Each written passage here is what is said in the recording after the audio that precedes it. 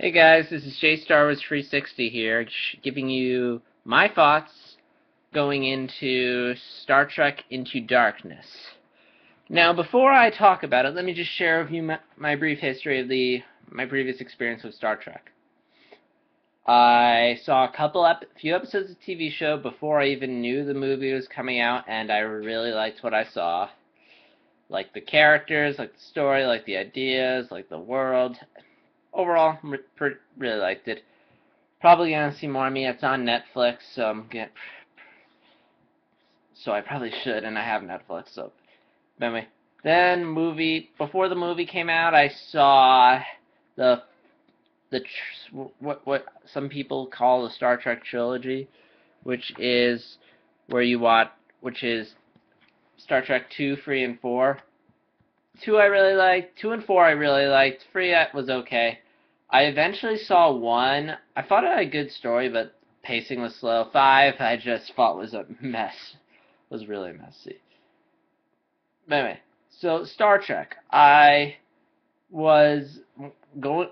I planned on seeing it, but I was really skeptical as to whether or not it would really work because it looked really action. I wasn't sure whether or not it would stay true to the original Star Trek. And I wound up really liking it. Like, I think it was one of the best films I saw in 2009. Like, I liked it so much, I bought it on DVD. I should probably get the others on DVD, but I got this one DVD. I've watched it once or twice. Maybe I'll watch it one more time before I go see Into Darkness, or maybe I won't, for reasons I'll get into in the review, but yeah, really like it. Hang on, let me just show you. No, it's not an unboxing video, but yeah, Star Trek. So yeah, really liked it. Think it's one of the great Star Trek movies. If you want more of my opinion, there's a link to my written review of it in the description. But that's not why we're here. The reason why we're here is to talk about Star Trek Into Darkness. Now, when Star Trek ended, I thought, I really like these characters. I was like, I want to see more of these characters. I want more stories, more adventures. And I figured, and I was like, we need a sequel to this movie. The story in Star Trek needs to continue. And I kept waiting and waiting. There's an interview with Abrams where he said he hadn't even thought of Star Trek. I was like, come on, Abrams, I want Star Trek. And then there were rumors leaking out that they were working on a new Star Trek, and then it was confirmed. And then finally we got the trailer. So finally, after 4 freaking years of waiting, we are finally getting a sequel to Star Trek.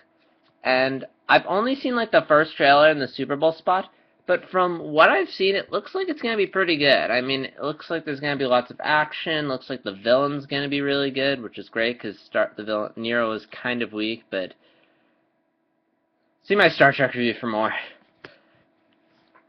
And so, yeah. So I'm really looking forward to Star Trek Into Darkness. I mean, again, the first film set the bar really high, and I hope / think Abrams will deliver. I mean, as long as he puts the amount of effort he put into the first one into the second one, I think we'll have another strong film in the series. So I'm curious to see what's up in this movie. Like, what's up with the characters? Like, where are they since the last Star Trek movie? What new challenges are they gonna face?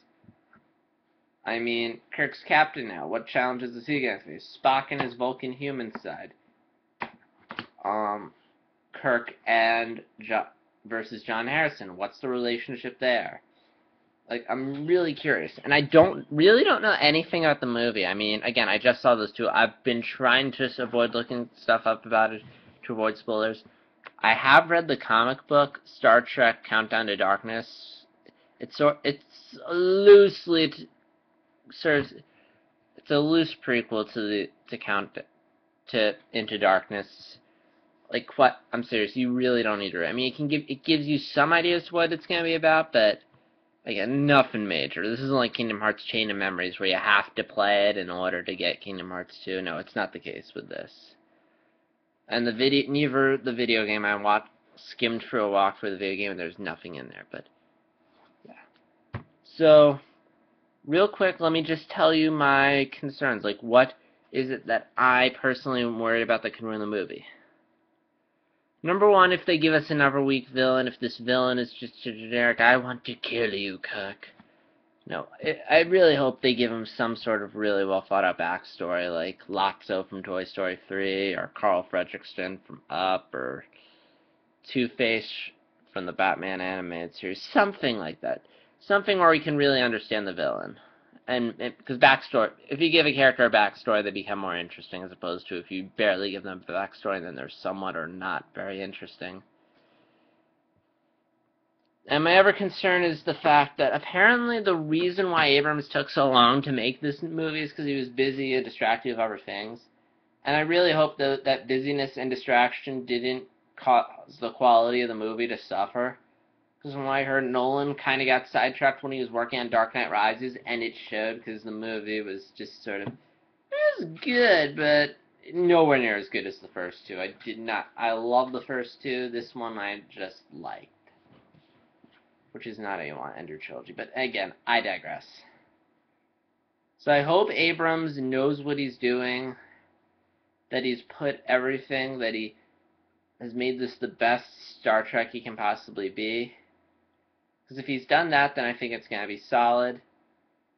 And then I'll have two really good films under his belt. I mean, there's Star Trek 3, but I'll talk about that one when the time comes. For right now, let's just hope that Abrams does a really good job with this movie and has two really good Star Trek films. Because I want a really good sequel to Star Trek. So, yeah, those are my thoughts. This is J Star Wars 360 signing out.